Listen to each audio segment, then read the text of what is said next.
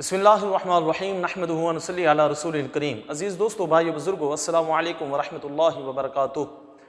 सही मुस्लिम में उम्मुल मोमिनीन हज़रत अम्मा आयशा सिद्दीक़ा रज़ियल्लाहु तआला अन्हा से एक रिवायत है कि सरकार दो आलम सल्लल्लाहु तआला अलैहि वसल्लम ने इरशाद फरमाया कि एक मेंढा लाया जाए जो सियाही में चलता हो, सियाही में बैठता हो और सियाही में देखता हो, यानी उसके पाँव भी सियाह हों और उसका पेट भी सियाह हो और उसकी आंखें भी सियाह हों।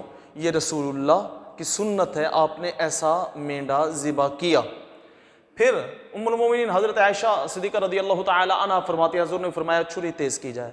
हज़ूर की बारगाह में छुरी तेज़ करके दी गई तो हज़ूर ने उसको ज़िबा किया और दुआ ये पढ़ी ज़िबा के वक्त, अल्लाहुम्मा तक़ब्बल मिन मुहम्मदिन व आलि मुहम्मदिन व मिन उम्मति मुहम्मदिन। ए अल्लाह, इसको कबूल फरमा मोहम्मद की तरफ से, आले मोहम्मद की तरफ से और उम्मत मोहम्मद की तरफ से। एक रिवायत ये होगी। दूसरी रिवायत इब्न माजा और अबू दाऊद की है और मुस्नद इमाम अहमद में भी है कि सरकार दो आलम ने दो मेंढे सींग वाले खसी उनकी कुर्बानी की और आपने फरमाया एक मेरी तरफ से और दूसरा मेरी उम्मत के उन लोगों की तरफ से जो कुर्बानी ना कर सकें।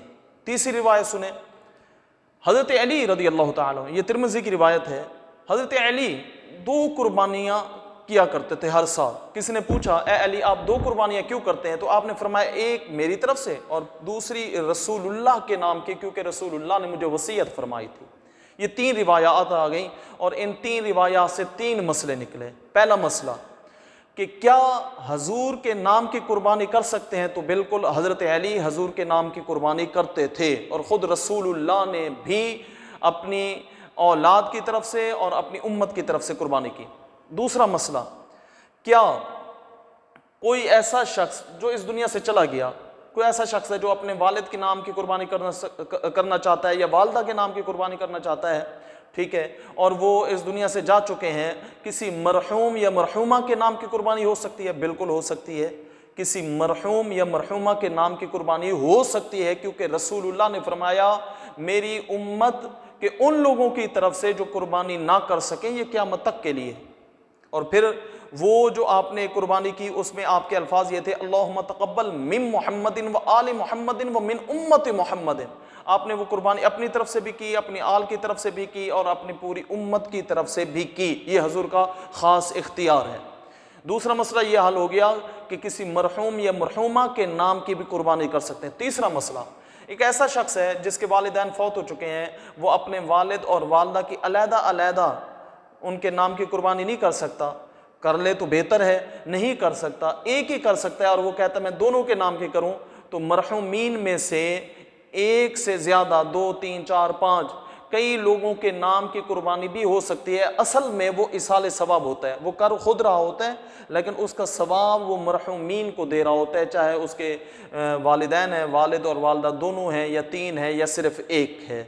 और अगर वो अलहदा करे तो ज़्यादा अफजल है, ज़्यादा सवाब है। जिंदू में से किसी के नाम की कुर्बानी करेगा, अगर वो बालिग है, औलाद है या बहन है, भाई है, बीवी है, किसी के नाम की कुर्बानी करना चाहता है तो फिर उससे इजाज़त लेना ज़रूरी है और उसमें एक ही शुमार होगा, हिस्से में एक ही शुमार होता है। बकरा है तो वो एक के नाम का होगा, एक बकरे में कई मुश्तरक नहीं हो सकते। भेड़ है तो उसमें कई अफराद शामिल नहीं हो सकते, एक हिस्से में एक ही शुमार होगा। तो ये इन तीन रिवायात से तीन मसाइल मैंने आपकी खिदमत में पेश किए। अल्लाह रब्बुल इज़्ज़त हम सबको दीन की समझ बूझ अता फरमाए।